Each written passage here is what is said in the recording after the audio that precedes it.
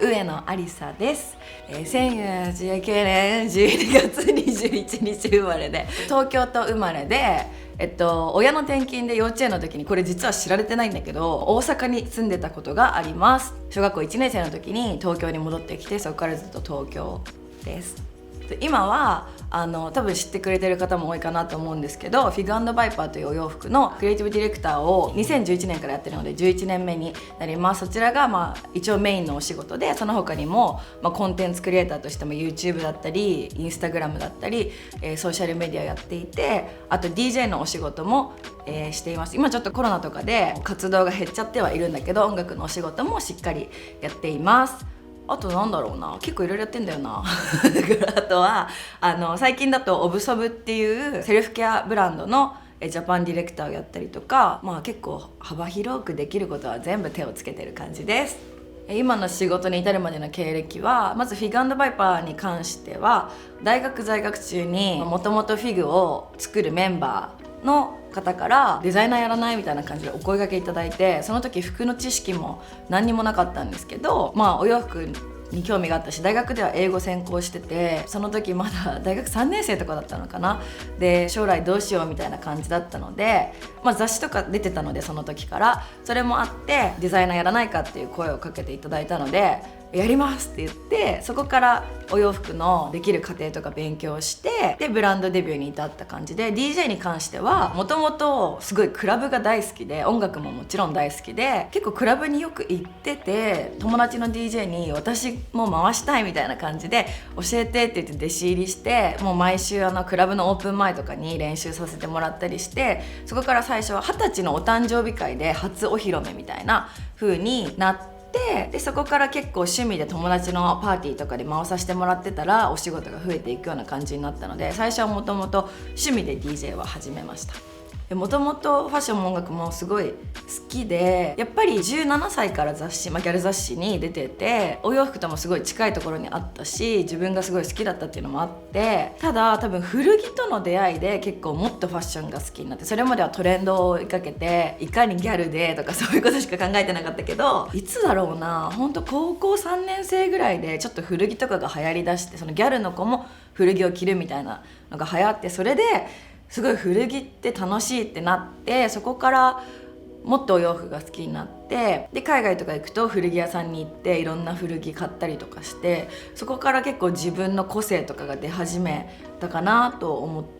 ます。で音楽に関しては父親が音楽関係の仕事なので、それの影響でちっちゃい頃から結構70年代のファンクとかソウルを聴くことが多くって、それは結構最初は騒音みたいな子供の時とかやっぱり愛を聞きたいみたいな感じだから、なんか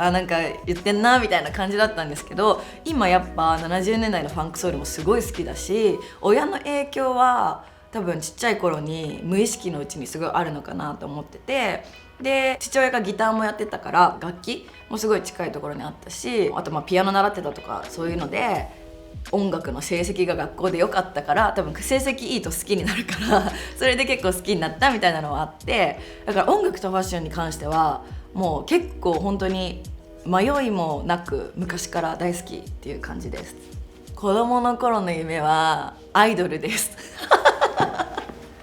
だから小1ぐらいのプロフィール帳にアイドルって書いてて、多分その時は小1だから誰なんだろうな、スピードとかになりたくて、で多分小2ぐらいで周りがケーキ屋さんになりたかったから、私もケーキ屋さんになりたくなって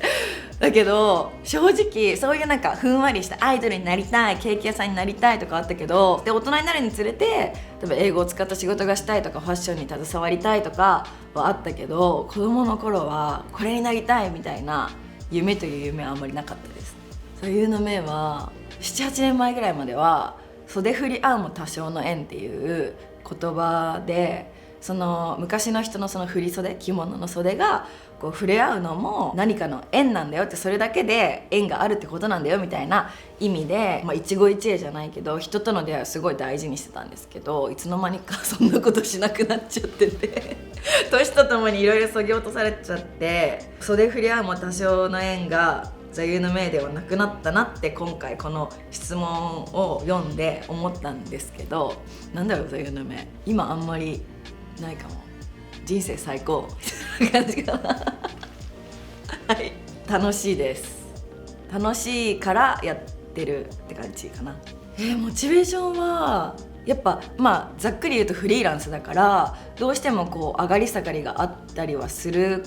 けど、好きなことだからこそそれがあると思うし、多分なんだろうな、あんまり興味がない会社とかに勤めて週5で出勤するよりは上がり下がりがあってもやりたいことだったりとかがある方がいいって思うから、こうフリーランスでやってるんですけど、多分それは好きだからそれができるし、それがモチベーションにつながるし、こう安定できないこともモチベーションの一つかなと思います。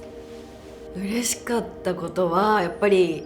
音楽の話にはなるんですけど、ベストフレンドっていう曲を2017年にソフィー・タッカーとナーボとザ・ノックスっていうアーティストと一緒に出したんですけど、それがこれあんまり知られてない情報なんだけど、実はビルボードのトップ100にランクインして、それが日本人の一応ソロアーティストとして参加してるので、ソロアーティストで3人目で、その3人の並びが小野陽子さん、松田聖子さん、私っていう、実はそんなすごいところに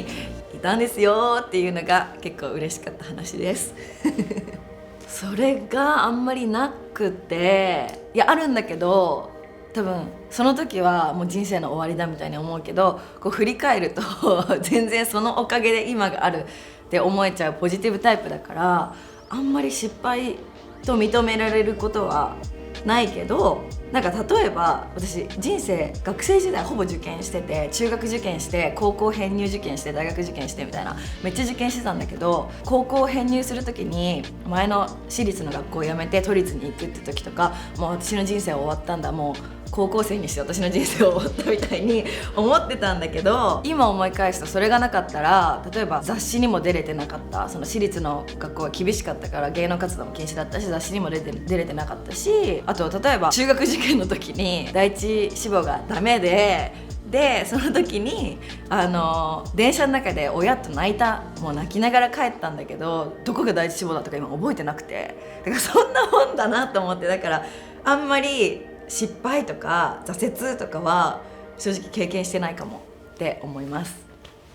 でもこれちょっと今の話と似てるけど、やっぱり高校編入したのは一番まずすごく大きかった。それで雑誌に出るようになって、今周りにいる友達に出会って今の仕事につながって、それがなかったらどうなってたんだろうっていう風に思うと怖いぐらいだし、だからそれはすごく転機だったのと、あとはやっぱりフィグのチームの方にお声掛けいただいた時にやりますって一言で決めたこともすごく転機だったし、あとはそれこそ音楽で言ったらオーストラリアの DJ の子たちがマネージメントに入るって最初言ってくれた時に迷わずそれもありがとうお願いしますみたいな、そういう判断が早かったことがすごい転機につながってるかなって思います。これから挑戦してみたいことは、新しいことはいろいろ始めようとしてて、もっと自分のプラットフォームもそうだし、それ以外にもいろんなアウトプットできるものをもっと増やしていきたいなと思ってて、それが自分の名前をこう使ってやるものじゃなくてもいろいろやっていきたいなっていうのを30代は力入れたいと思ってるのと、あとはもう普通に家族が欲しいですYouTube に力を入れようと思ったきっかけは、もともとその5年ぐらい前に始めた理由と変わらなくて、その時もまずは海外のインスタグラマーたちが、ファッションインスタグラマーたちがみんなこぞって YouTube を始めたタイミングで、やばいやらなきゃと思って始めたのが事実上最初で、ただやっぱりもともとブログ世代だし、私の昔から見てくれてる子たちとかは多分私のアメブロを見てくれたと思ってて、ただそれをアメブロとか活字をしなくなった時に、インスタグラムでの情報って与えられるものがすごく少ないし、写真っていうので目では楽しめるけど、例えばありさちゃんの考え方が好きですって言ってくれたりとかする子たちに対してのこう与えられてるものがすごい少ないなと思って、それが動画に今の時代は変わってきてるんだっていう風に私は理解したので、そのアメブロの代わりじゃないけど、もっともっと自分のインスタグラムでこうカッコつけてる部分じゃなく、もっとパーソナルな部分だったり日常的な部分だったり中身の部分だったりとかをしっかり見せていきたいなと思って5年経ちましたって感じで、今はちゃんと